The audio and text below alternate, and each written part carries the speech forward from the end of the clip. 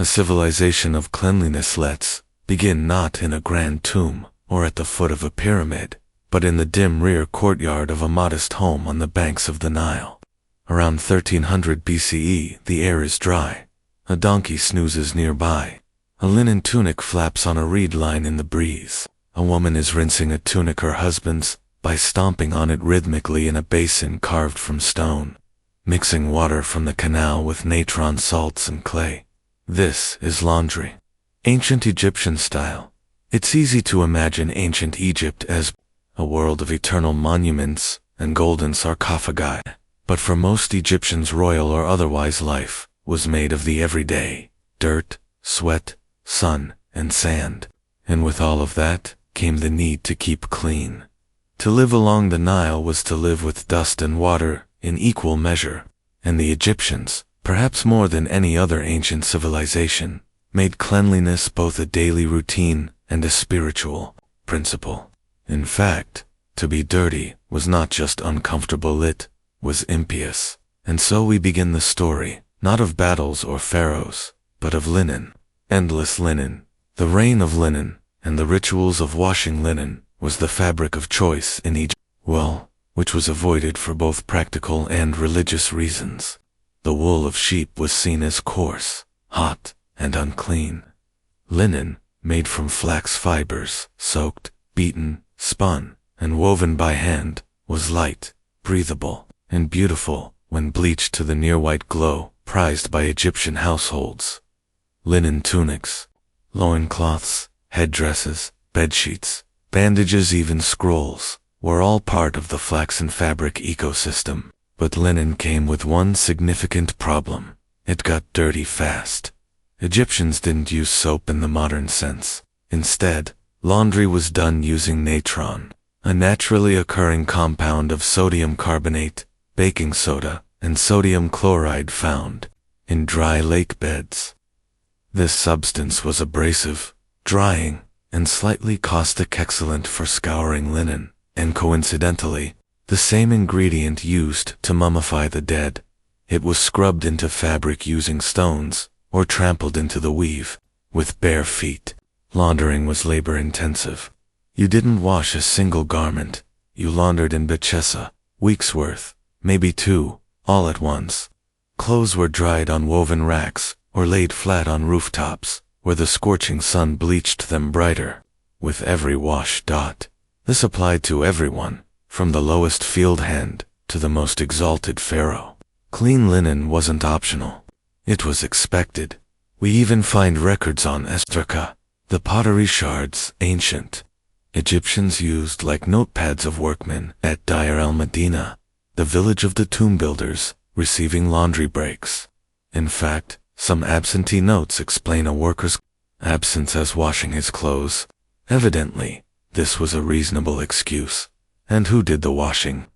Mostly women, and servants, often lower caste or enslaved individuals, whose job it was to keep their household or employers spotless. In larger estates, laundry was a specialized function, carried out in dedicated spaces with tools, drying areas, and vats. Washing the pharaoh's linens would have been an act of near-religious precision, performed in silence, under supervision, and following complex rituals. Cleanliness was not merely a virtue, it was a form of worship, bathing and shaving, more than a habit now. Imagine you're a priest preparing for temple service in Thebes.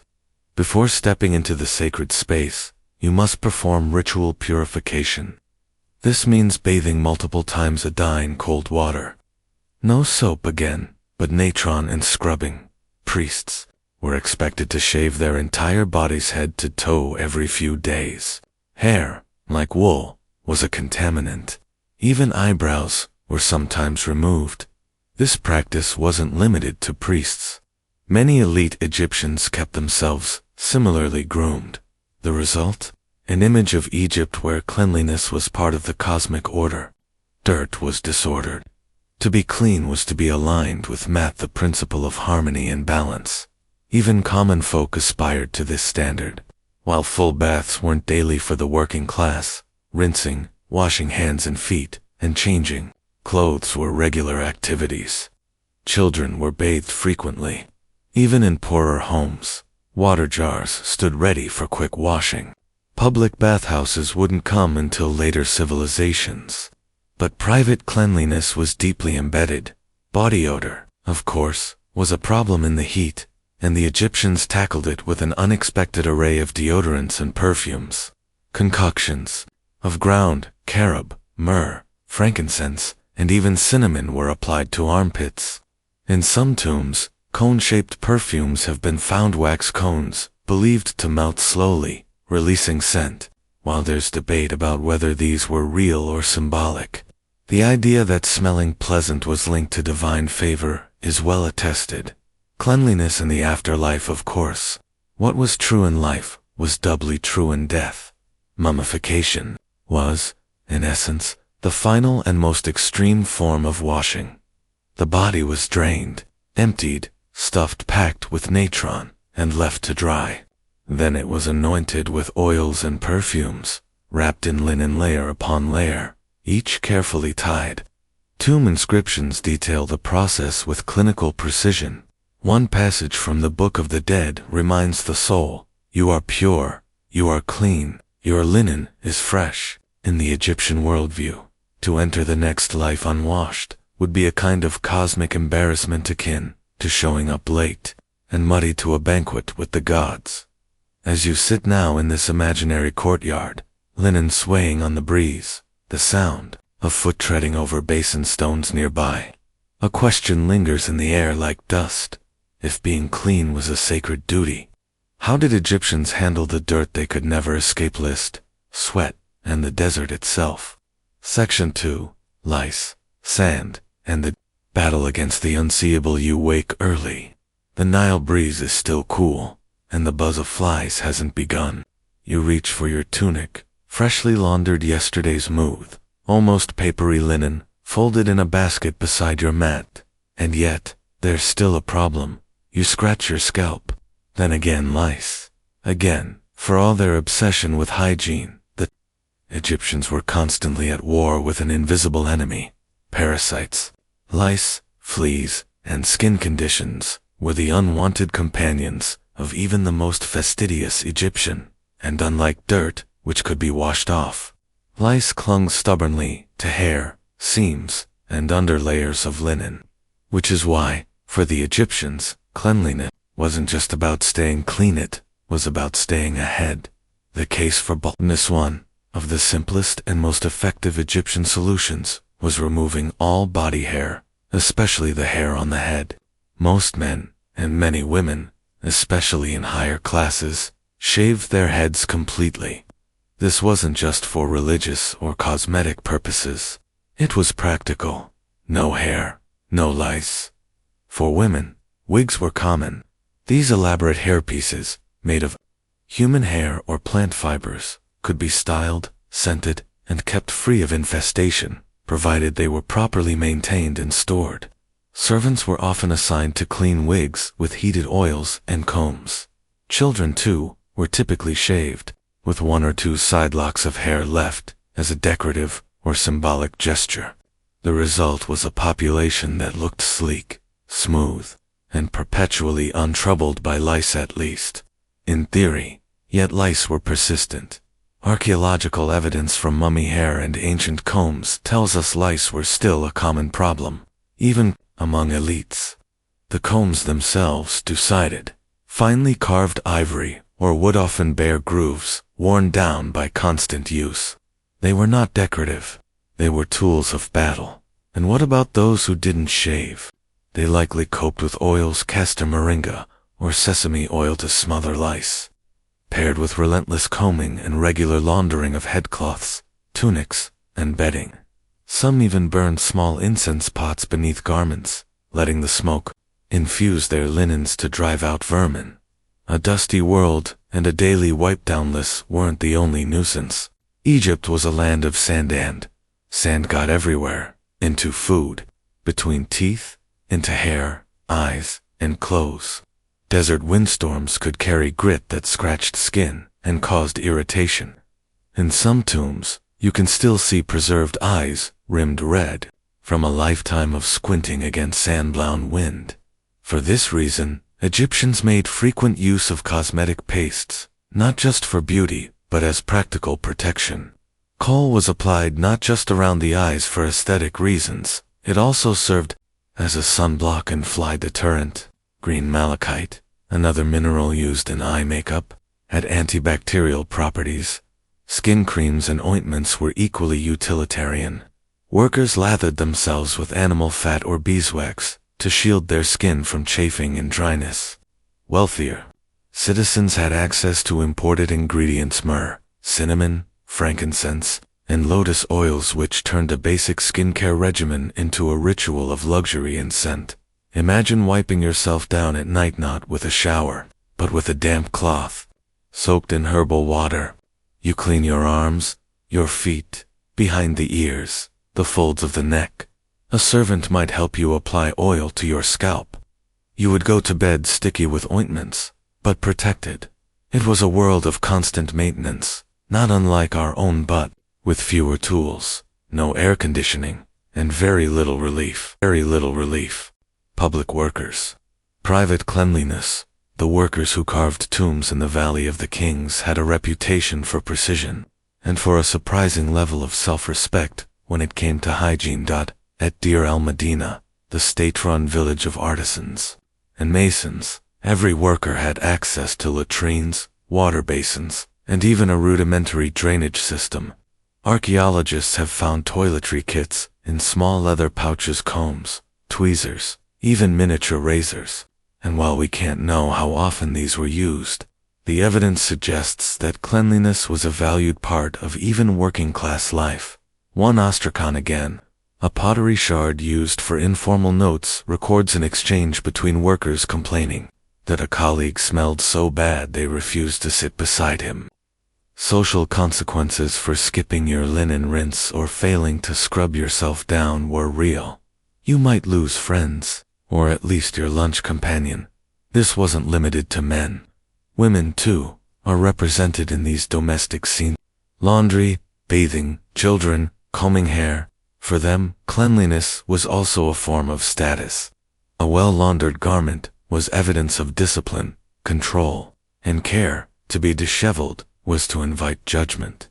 The pharaoh's private rituals, of course, all of this culminated in the care of the pharaoh himself.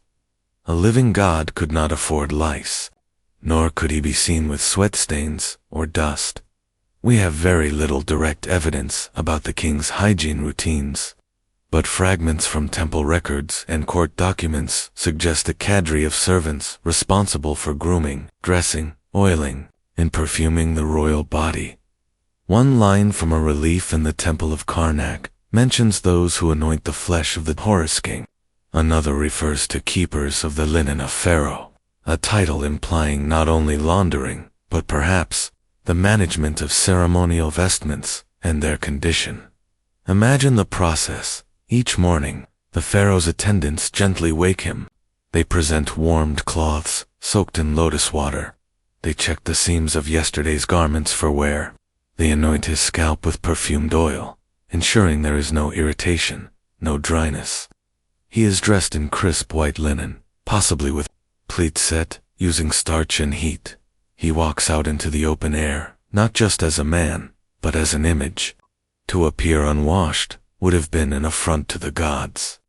His body was not just his, it belonged to the cosmos. And so, we return to you, the imagined inhabitant of this sunlit world. You've shaved your head, soaked your tunic, oiled your skin, but the sun is rising fast, and the dust will soon return. Is it worth it? You ask yourself, how did a civilization so surrounded by dirt become so obsessed with its removal? And what does it mean to stay clean in a world where the sand never stops blowing? Section 3. Death Detergents. In the legacy of linen, picture yourself once more at the edge of the Nile. This time not in the bustle of daily life, but in the still silence of a tomb being prepared. The sun has dipped below the horizon, and oil lamps flicker as men in white linen tunics methodically lay strips of bandages across a still body. The scent of myrrh and cedar oil hangs in the air, natron white, dry, almost chalky as packed around the limbs. Every movement is purposeful, every wrinkle in the linen smoothed with reverence. This is not just death, this is laundering the soul, the great mummification. Final stage of Egyptian cleanliness was the one they spent their whole lives preparing for. We often marvel at mummification as a technical process, but to the Egyptians, it was first and foremost a ritual of purification. The drying, wrapping, and scenting of the body wasn't just about preservation. It was a spiritual necessity, a transition from mortal decay to eternal order. The process began with a thorough cleansing. The body was washed with Nile water and palm wine, both antiseptic in their way, and then covered in natron. Over the course of 40 days, natron would draw out moisture and odor, leaving behind a dried shell, ready to be oiled, wrapped, and entombed. Linen played a central role. Dozens, sometimes hundreds of meters of it were used, per mummy, cut into thin strips and layered with oils and resins. Sometimes names, spells, or protective symbols were written on the bands. The final result was not only sterile, but fragrant. The wrapping itself mirrored earlier rituals of dressing and cleaning. Just as a person had been tended to by servants or family in life, so too was their body handled in death, with the same attentiveness to appearances, purity, and propriety. Even in the afterlife, linen remained the essential garment, laundering as afterlife preparation, while the grand tombs of kings get the most attention. It's the humble graves of everyday people that tell us the most about ancient Egyptian values. In these burials, archaeologists often find bits of laundered cloth, worn tunics, carefully folded beside the dead, or combs tucked next to heads. These were offerings not of wealth, but of comfort and respect. One must not enter the afterlife looking unkempt. Egyptians wrote of the afterlife as a mirror of the best of life: fields of grain, warm sun, clean water. To enjoy it fully, you'd want to arrive with freshly combed hair, if you had any, perfumed skin, and a well-laundered shendet, a kilt-like garment, worn by men of all classes. The funerary texts make it plain: cleanliness was a cosmic virtue. To be washed and wrapped was to be made whole, suitable for eternity. The daily laundry legacy, and what of those who did the actual work? The women stomping linen in vats, the servants scouring clothes with river clay, the children fetching water. Jars history rarely names them, yet their labor stitched the fabric of Egyptian daily life. Some evidence suggests that laundry workers may have been respected specialists. Titles like washer of the temple garments appear on tomb walls, and in some cases, entire families seem to have passed down laundering roles as a trade. Even in literature, the washerwoman makes appearances, not always as a figure of comedy, but sometimes as one of ritual significance. She prepares the robes for the high priest, or the shroud for the noble's last day. It's tempting to romanticize this work. In truth, it was backbreaking, endless, and hot. The natron burned, the sun never let up, water had to be hauled, and there was always another garment. But there was dignity in it, because to keep someone clean was to keep them presentable to the gods. What the linen left behind today. When archaeologists unearth Egyptian tombs, they almost always find fragments of linen. Some are coarse, some finely spun, some bear the faint ghost of a perfume. Others are still stained with the dust of 3 millennia. These fragile bits of cloth, so easily overlooked, may be among the most telling artifacts of all. They whisper of a world where laundry was not a chore but a cosmic duty, where a shaven head meant both practicality and piety, where the sound of rinsing linen was as constant as the flow of the Nile. And perhaps they raise one final, sleep-worthy question. In a land obsessed with removing every speck of dust, what did it feel like, at last, to be still clean wrapped and resting forever beneath the sand? Cold hearths, empty spoons, and the hope of root vegetables. It is November. Somewhere in the rural heart of 14th century Europe, the leaves have turned brittle and brown. The last sheaf of grain has been bundled. You, a landless peasant, wake to a world already locked in chill. The warmth of the summer harvest is a memory, and your stomach growls. You move through the dim light of your Waterland daub cottage, where smoke clings low to the ceiling, and the hearth is smoldering but faint. There are no glass windows, just slats of wood with cloth nailed across them. The scent of boiled cabbage, mud, and damp wool hangs in the air. Winter has begun, and for most of Europe's peasants, survival now becomes the main task. This is the hour of the turnip, life without abundance for medieval peasants. Food security wasn't measured in calories or nutrients, it was measured in days until spring. Grain was central, of course. Rye, barley, and spelt were ground into bread and porridge, sometimes coarse, sometimes gritty with bits of millstone. But grain didn't last forever. Weevils, rot, and mold took their share. What remained were the humbler crops: onions, leeks, parsnips, cabbages, and most importantly, turnips. The turnip was hardy, high in calories, for a root vegetable, and capable of surviving cold storage. It was not glamorous. In fact, by the 15th century, to call someone a turnip eater was already something of an insult, but it was dependable, and in winter, that was enough. Peasant meals were built around whatever could be coaxed from the garden, dried in summer, or hidden beneath earth and straw to wait out the frost. If you were lucky, there might still be some lard or cheese. If not, the stew pot held thin broth, pebbly gruel, and a single shrunken onion. Hunger was normal. Fullness was rare. The winter garden, and the wisdom of storage despite the hardships, peasants were skilled at planning. The winter garden wasn't beautiful, but it was essential. Before the first frost, certain vegetables were left in the ground deliberately. Turnips, carrots, and parsnips could be dug up weeks into winter, softened by the cold, but still edible. Some households built small cellars. Not deep ones, just pits lined with straw and covered in wood, where cabbages could be stacked like cannonballs, pale and heavy. Beans and lentils were strung from the rafters to dry. Apples and pears were wrapped in moss and stored in baskets. Onions and garlic were braided and hung in kitchen corners. Not for decoration, but to stay alive. The peasant cottage was part home, part pantry. In wealthier homes, preservation methods grew more elaborate: pickling, brining, smoking. But most peasants couldn't spare the salt for such things.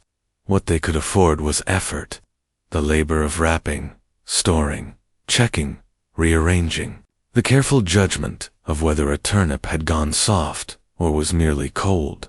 To be a peasant in winter was to become a food strategist, a caretaker of moldy loaves and fading rootstocks,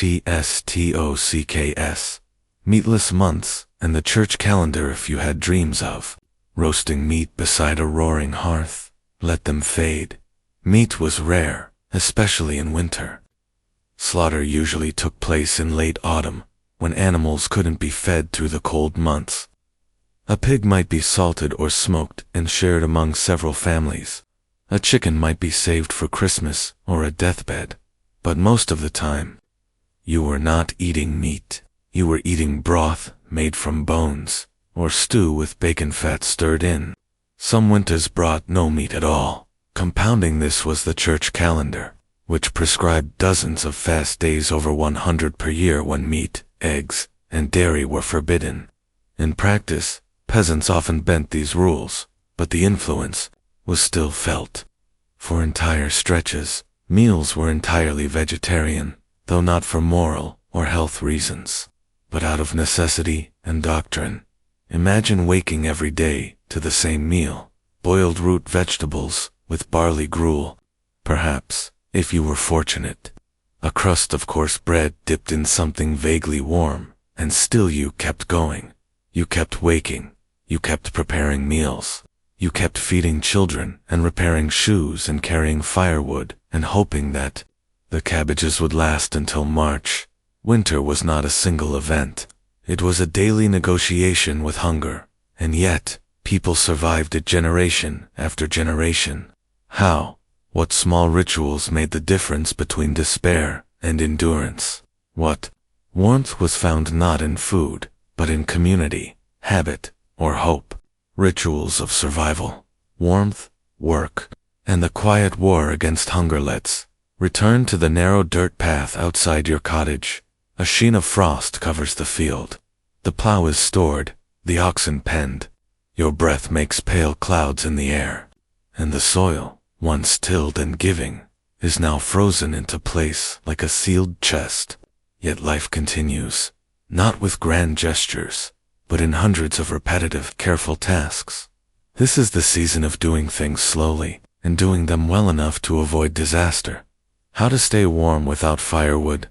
You are a peasant in 14th century Europe. The concept of central heating is laughable. Even firewood, for many, is scarce. The forests belong to the lords. Gathering wood, technically deadfall, only requires permission. Cutting down a tree without rights is poaching, and punishable by fines, or worse. So the fire in your hearth is rarely allowed to roar. Instead, it crackles in small flickers, barely enough to warm your hands. And so, you adapt. Cloaks are layered. Old sacks are stitched into makeshift mittens. Children sleep two to a bed, wrapped in shared straw-stuffed bedding. Stones are heated in the hearth, then wrapped and tucked near feet at night. If your roof leaks, you shift the bed beneath the driest section.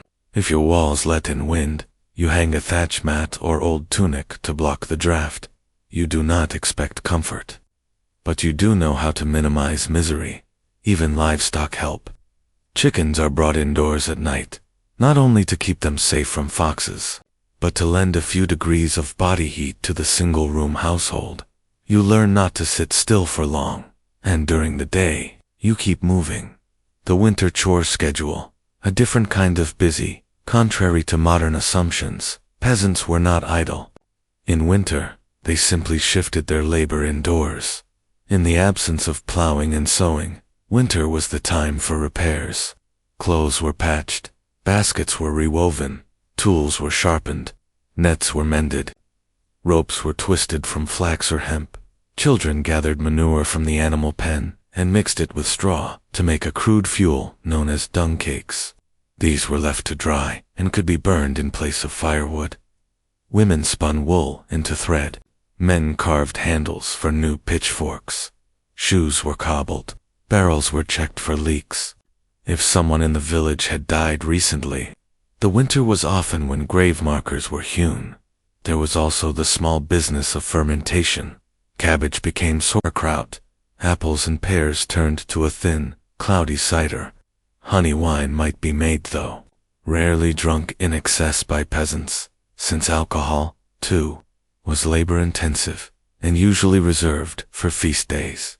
No moment was wasted, because the unspoken rule was simple. Idle hands in winter might lead to empty bellies in spring. Communal support and the winter quiet feasts. Despite the scarcity, people rarely faced the cold alone. Medieval villages were close-knit out of necessity. If your cottage caught fire or your roof collapsed under snow, others came. If your turnips rotted, someone might share half of theirs, not out of charity. Exactly, but because next winter the roles might reverse. Some historians believe that quiet feasts were common, small gatherings where families pooled a few ingredients for a shared stew. One might bring lentils, another leeks, another a precious pinch of salt, or a sprig of savory herb dried in summer. These weren't grand celebrations. They were survival events, stitched together with warmth, gossip, and a mutual understanding that next month could be worse. And then there were the saints' days, dozens, scattered across the winter calendar. On these, even the poorest made an effort. A better loaf of bread, a candle lit in the church, a shared onion tart, if one could be managed. Not for decadence, but for hope. In the background of all this ran the same constant question: would the food last?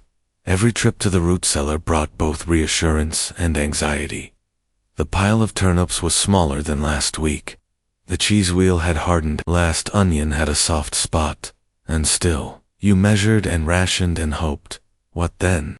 Was the quiet dignity of this life? Was it in the rituals?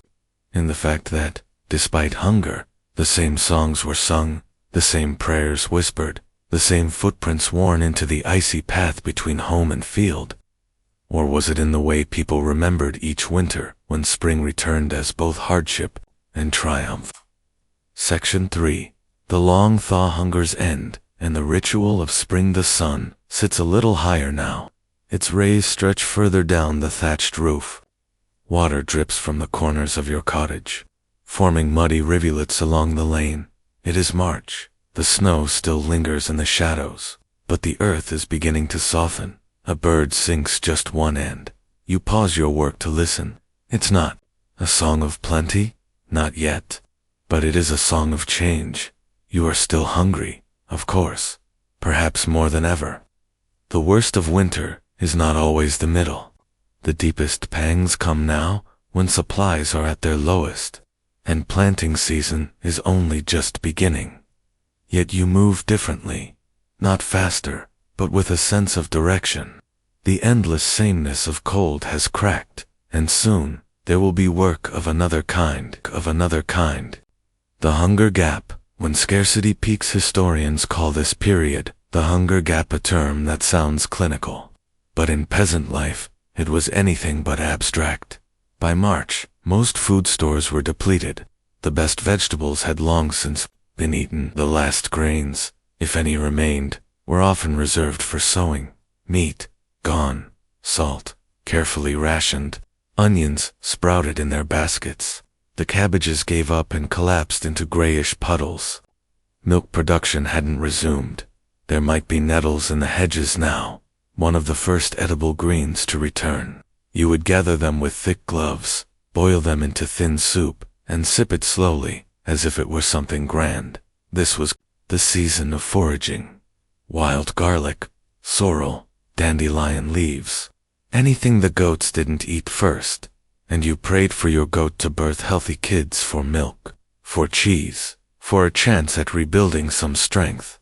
Spring, to the peasant, was not a gentle return of beauty. It was a race against time. Sowing in weakness, the courage of cold hands despite the hollow belly, work began. The plow came out, rusty from disuse. Oxen were hitched. Earth was broken open with aching hands. You sowed not because it was easy, but because not sowing meant you'd repeat the hunger again. A year from now, bread might be scarce, but seed must be spared. Everyone took part. Children scattered ash and dung over the rows. Women set out bean seeds, careful not to bruise the tender shoots. Men worked the soil in grim silence. Knowing how little room for error remained, some villagers borrowed seed from others and promises to repay after the harvest. With interest, it was a common gamble. Sometimes it worked, sometimes it didn't, yet hope lived in these acts. Every turnip saved for seed, every bean split and planted, every clod of thawing soil overturned. This was the real religion of peasant life, resilience. Not the dramatic kind found in tales of kings, but the quiet kind you lived out with a wooden spoon and a shovel. The first feast and the return of color, and then, one day in April or May, it happened. A hen laid her first egg. The goat gave milk, again. Your neighbor shared a dish made from the first radishes of the year, spicy, bright, shockingly alive. The hunger gap hadn't closed, not completely, but it had narrowed. There might be a modest feast to mark the moment. Bread baked from the new grain, if you were lucky. A stew with fresh greens, perhaps even a bit of wild hare or fish. Herbs returned to the table not for flavor alone, but because they signaled survival. You did it. You made it. You would plant, reap, and endure it all again. And though this spring might not be as bountiful as the next, or the one before, you walked through it with the quiet pride of someone who had faced scarcity and remained standing. Looking back, you realize. No one's story defined winter survival. It was not a moment, but 1,000 small choices. A piece of bread tucked away, a turnip not eaten, a cloak shared, a memory of warmth passed along like a family recipe. And so, every spring, the same unspoken truth emerged, whispered between neighbors as tools came out again. We were not meant to survive this. But somehow we did. The empire without wheels you wake with the sun, perched thousands of feet above sea level, your lungs pulling in the thin air of the Andes. Below you, winding through the valley like a lazy thread, is a ribbon of stone perfectly laid, curving with the land, sometimes suspended by rope bridges, other times carved into cliffs. This is no ordinary road. This is the Capac Own, the spine of the Inca Empire. It stretches for thousands of miles, connecting mountains, deserts, jungles, and coasts. It moves not in haste, but with purpose and network, not for merchants or armies alone, but for something stranger, a relay of runners, moving day and night, whose job is to carry words, and you are one of them, a civilization of motion, without the wheel. There is a certain strangeness to the Inca achievement. They created an empire vast as Rome, yet they had no wheels, no horses, no iron tools, and no writing system in the traditional sense. Instead, they had legs, and lungs, and something few other empires trusted so thoroughly: people trained, prepared, and perpetually in motion. These people were called Chasqui's messengers, trained from childhood to run across the empire with astonishing speed. Each carried messages, reports, and goods across staggering terrain. But not like a mailman. No, more like a torchbearer in a never-ending relay, passing information as swiftly and precisely as possible across the spine of South America, and they did it every day, through rain, fog, mountain, snow, jungle, heat, in silence, but not secrecy, because what they carried, what you carry, isn't written. It's not a scroll, it's not ink or parchment, it's a memory, carefully trained, or a quipu, the Inca notochord of numbers and meaning. The quipu language and thread you reach into your satchel. Inside is a bundle of colored cords, carefully knotted. This is the quipu, the Inca's primary system of data recording. Each knot is meaningful, each color, each spacing, a kind of code. It's not language exactly, more like a spreadsheet, in string form. It might contain census data, military provisions, or even the contents of a granary 300 miles away. Special officials, known as quipucameocs, were trained to create and read them. You, as a Chasqui, do not read them, but you protect them with your life. You might also carry verbal messages, memorized with precision.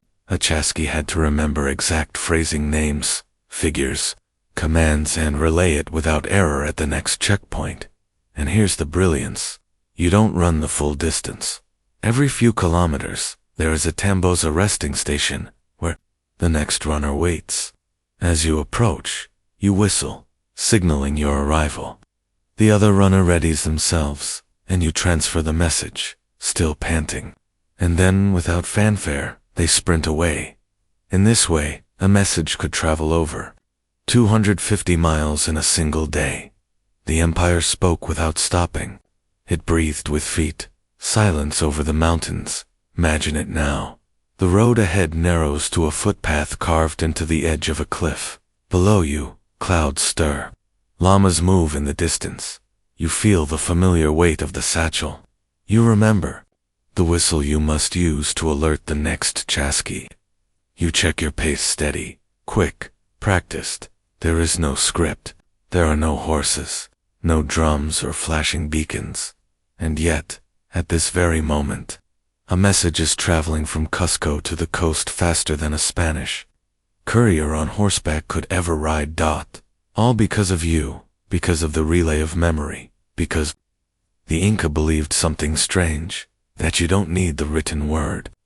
If you train a body to remember, how many messages were lost, you wonder? How many Chasquis failed to arrive? How often did a knot get tied wrong, or a phrase misremembered?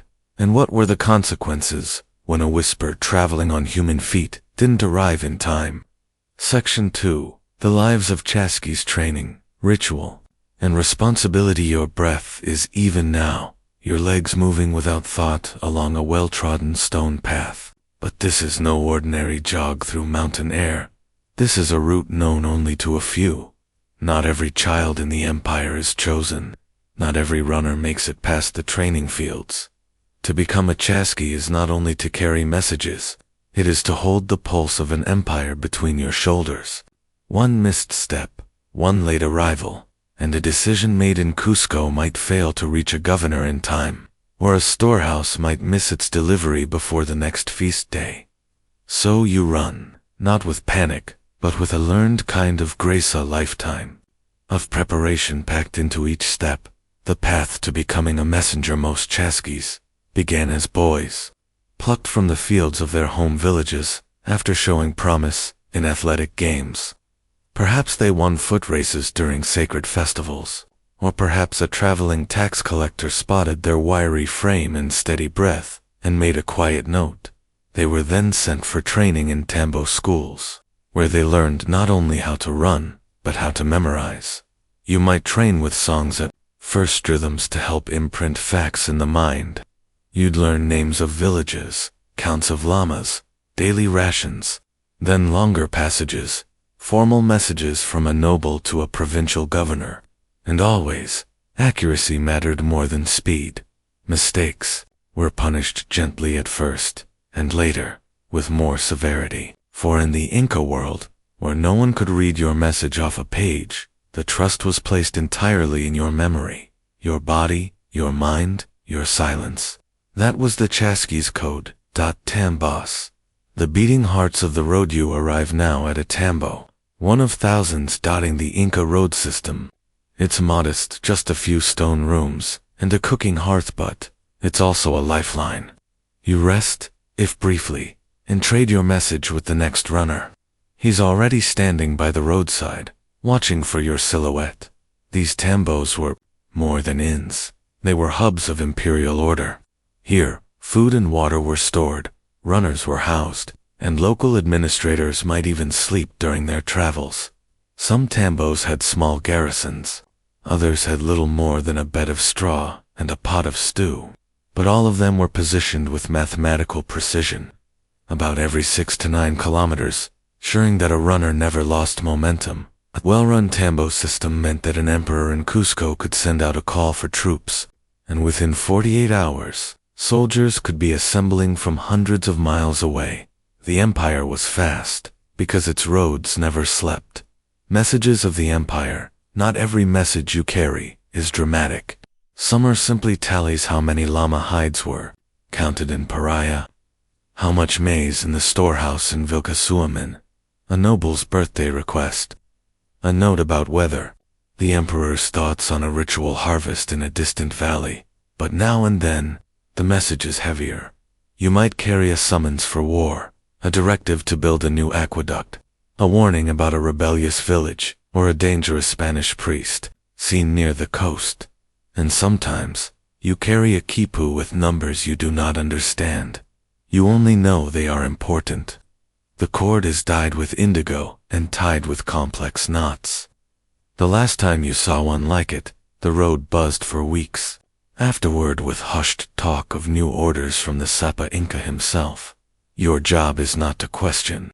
Your job is to arrive. Still, as you run, you wonder what happens if you misremember a number. What if you pass the wrong quipu? Could an entire village starve or march off to war because of a single mistake? The silent network. It's easy to forget, in the silence of your run, that you are not alone. At this very moment, hundreds of other Chaskys are running elsewhere across the empire, from the coast to the jungle, from the sacred valley to the distant southern highlands. You do not know their names, and they do not know yours. But you all carry the same burden.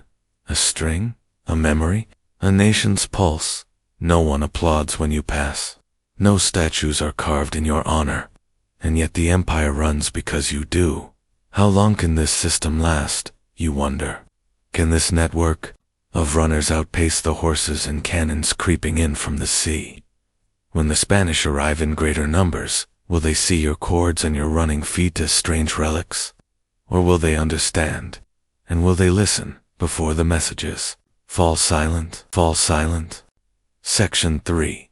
The collapse of silence. Chasquis at the edge of empire. The world you knew is shifting beneath your feet. Your path is the same. The road still curves gently along the mountainside.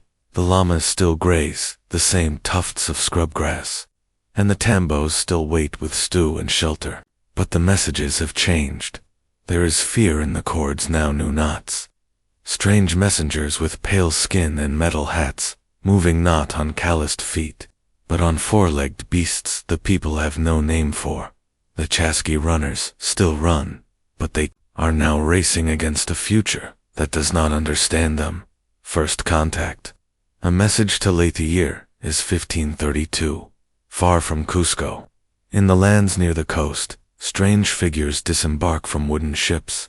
They wear heavy armor that glints in the sun. They do not bring tambos or quipus or runners.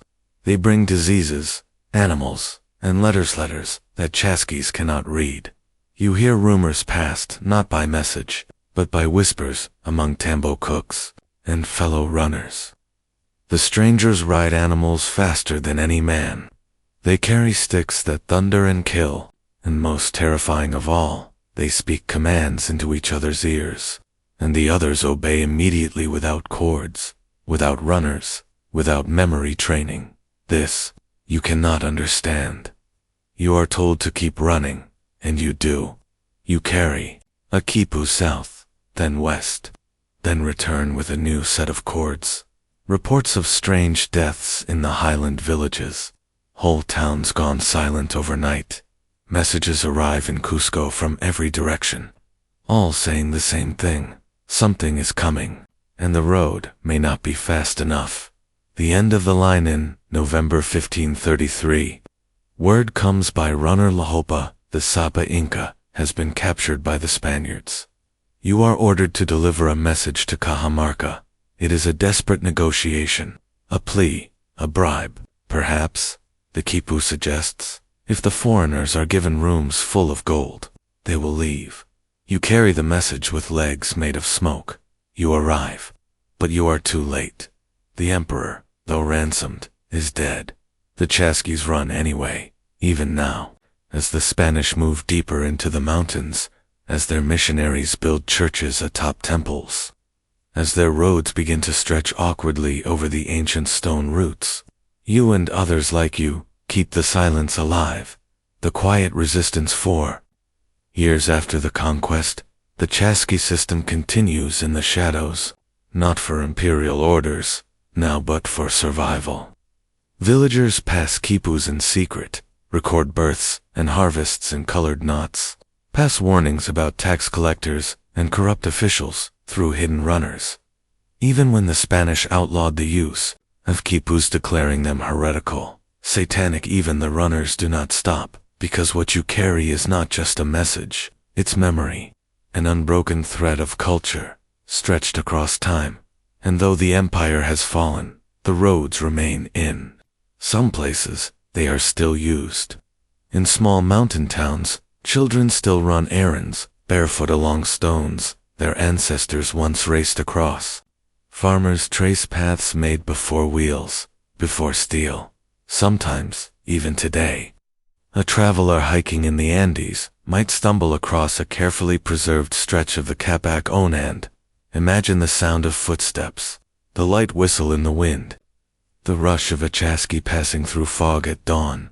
The legacy of the runners. There are no books that fully capture what the Chasquis did, no monuments in great cities, but their system, preposterous in its simplicity and astonishing in its reliability, be one of the most efficient pre-industrial communication networks in history. The Roman roads had letters. The Mongols had horses. The Egyptians had scribes. But the Inca, they had humans. Humans who could remember, who could run, who could connect an empire with nothing but feet and breath. And in that, perhaps lies a lesson that even the greatest Machinery of empire sometimes rests not on grand inventions, but on the quiet, tireless work of ordinary people who run, and keep running. Long after the rest of the world has forgotten where the road leads. The siege without swords, the wooden standoff of Anpingis. First thing you notice is the silence. Not the tense silence of an army poised for battle, but a slower, more ponderous stillness.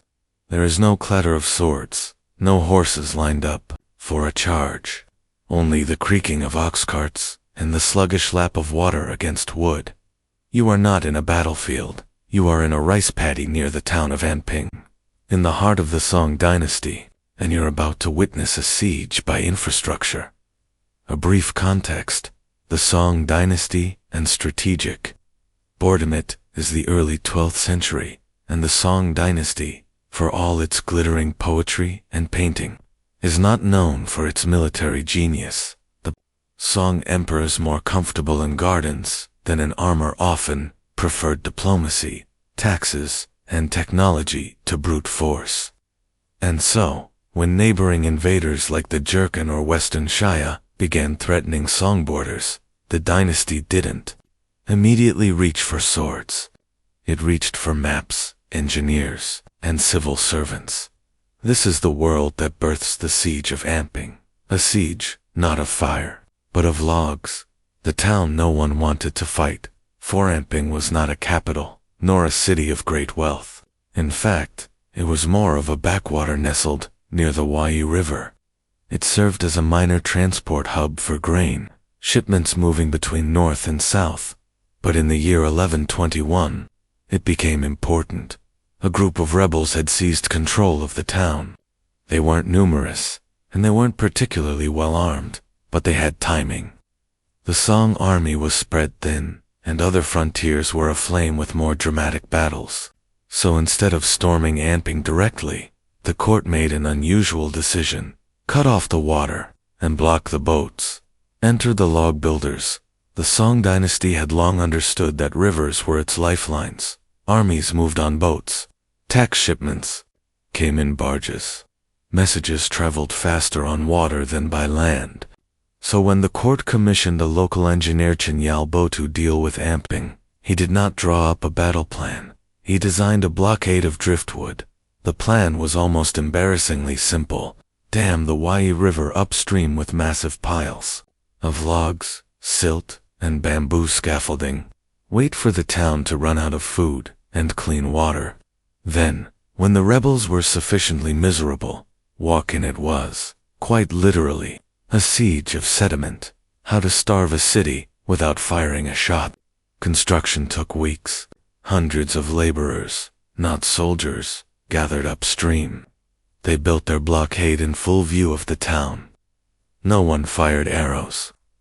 The rebels, lacking engineers of their own, simply watched the river grow still. Inside Anping, the effects were subtle. At first, fewer boats arrived. The drinking water grew brackish. Waste no longer flowed away. The townspeople grumbled. The rebels issued increasingly desperate edicts, promising that the river would return. But it didn't. And slowly, log by log, the town became an island, surrounded by mud. No grand speeches, no flaming catapults. Just time, boredom, and wood. Strange side effects of a watery siege. Interestingly, the siege had other consequences no one anticipated. First, it disrupted the mosquito cycle. With the river clogged, still pools of water formed where currents once flowed.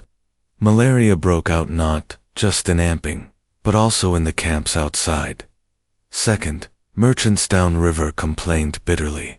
The blockade prevented not only rebel supplies, but also legitimate grain deliveries, some of which had been en route to imperial granaries. The Ministry of Revenue issued an urgent letter, politely asking if the rebels might be defeated sooner. Third, local poets began to write about the siege. One Zhao Lung composed a now-forgotten poem titled Reflections in a Stagnant River.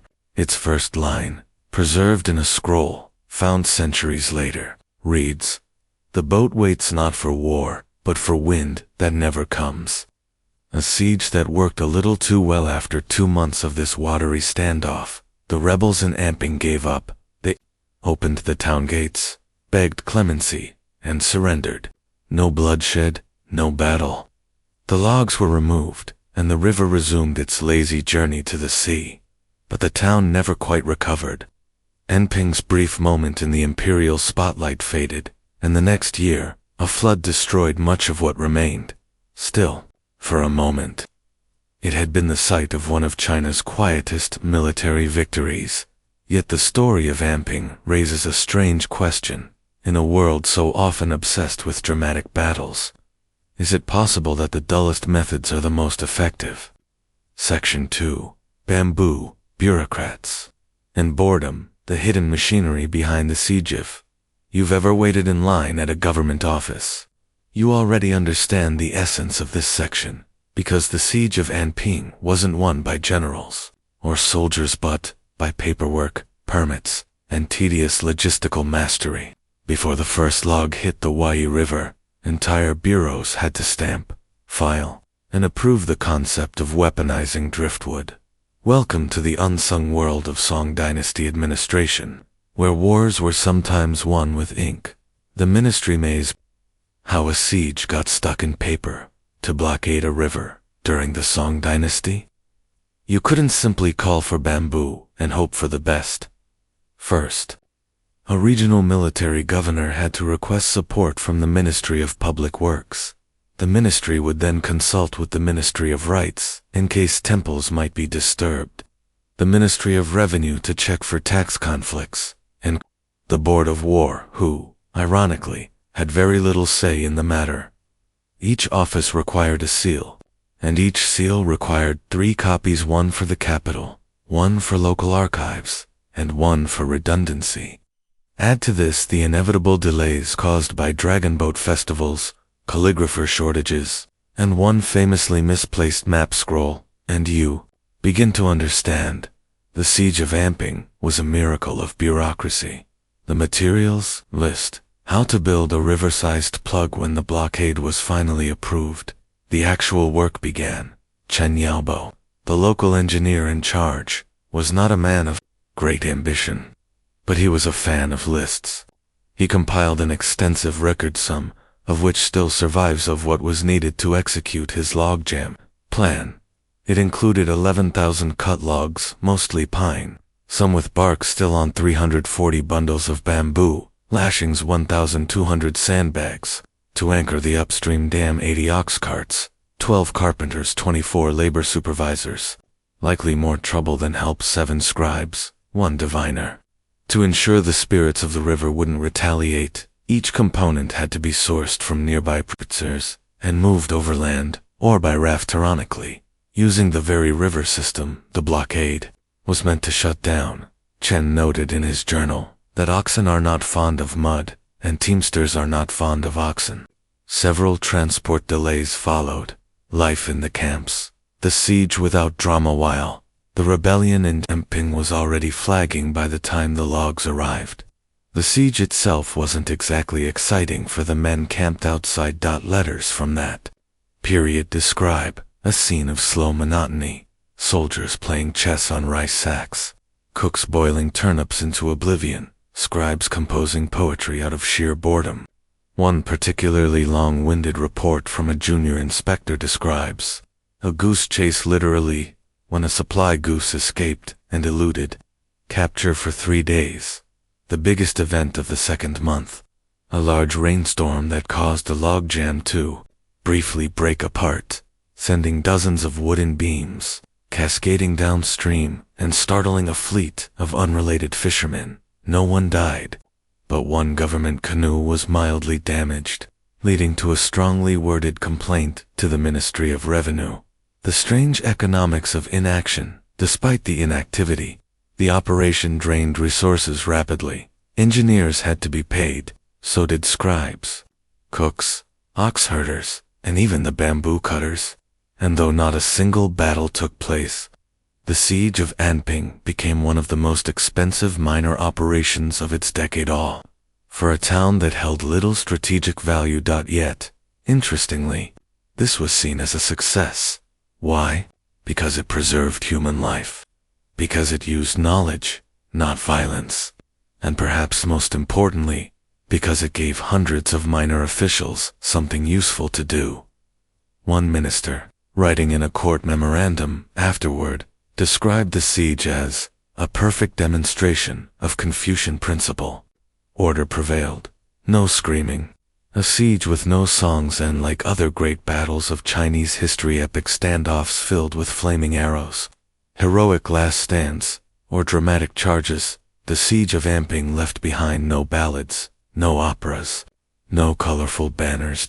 Instead, it left behind a thin stack of records filed neatly in government archives, and a muddy stretch of river where the bamboo eventually rotted and the pine logs floated away. But for the bureaucrats of the Song dynasty, it was enough. This was the ideal form of warfare.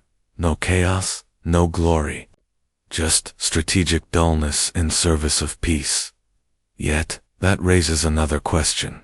Perhaps the dullest and most meaningful of all. Can history be shaped more by paperwork than by power? Section 3. Mud, Memory, and the Legacy of a Forgotten Victory. After the last rebel in Amping laid down his arms, the town did not cheer. There was no victory parade, no musical procession, no sweeping return of imperial banners. The soldiers simply walked into the town, disarmed what little resistance remained, and began the slow task of rebuilding what had rotted in silence. The siege was over. The logs were cleared. The Yi River moved once more, and yet, somehow, no one seemed quite sure how to talk about it. The aftermath, that wasn't most military campaigns of the Song era, however minor, ended with some kind of report to the capital. But in the case of Amping, the final dispatch was astonishingly brief. It read, "The rebels have been pacified. Minimal damage. Operation complete." There was no commendation for Chen Yaobo, the engineer. No medals for the soldiers who'd waited for weeks in the mud. Not even a formal reprimand for the delay that had stranded grain boats for nearly a month. Instead, the records show a quick return to business as usual. Rice shipments resumed. Court ministers argued over tea taxes. And Amping, once a temporary focal point of logistical brilliance, slipped quietly back into deep obscurity. What happened to the town of Amping? In the following years, Amping's importance declined further. The river's course shifted slightly after a major flood in 1127, bypassing the town's modest port. Trade moved downstream. Farmers abandoned the most flood-prone fields. A local magistrate petitioned to have the town's status downgraded, citing lack of interest from travelers, merchants, and even tax collectors.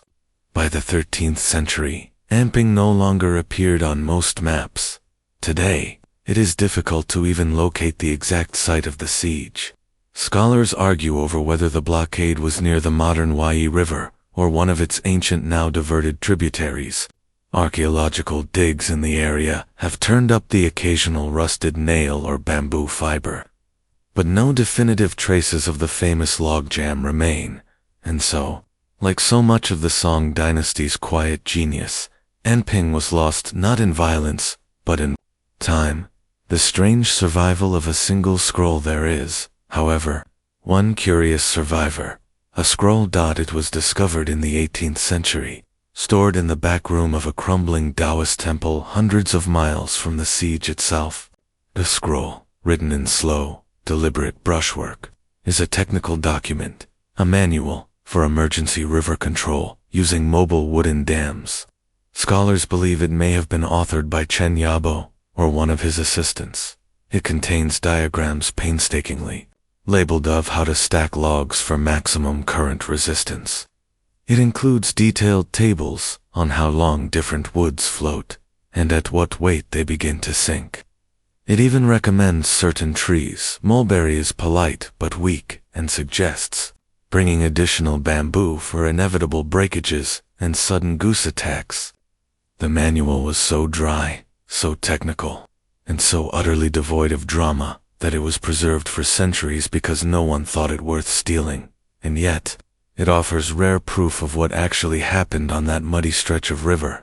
A siege with no glory, no tragedy, only structure, silence, and slow victory. When strategy becomes stillness, historians rarely celebrate these kinds of campaigns. There is no statue of Chen Yaobo, no epic carved into temple walls, and yet, for all the forgettable stillness of the siege at Amping, it is quietly significant.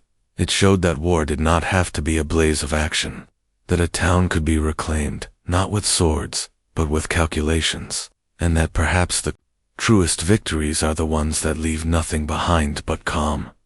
It also reminds us, in an age of headlines and urgency, that the boring things, logs, paperwork, waiting, might be the most powerful of all. So now, as the river flows again, and the memory of Amping fades beneath its silt, one final question remains: how many other wars were won, not with force, but with the quiet confidence to wait?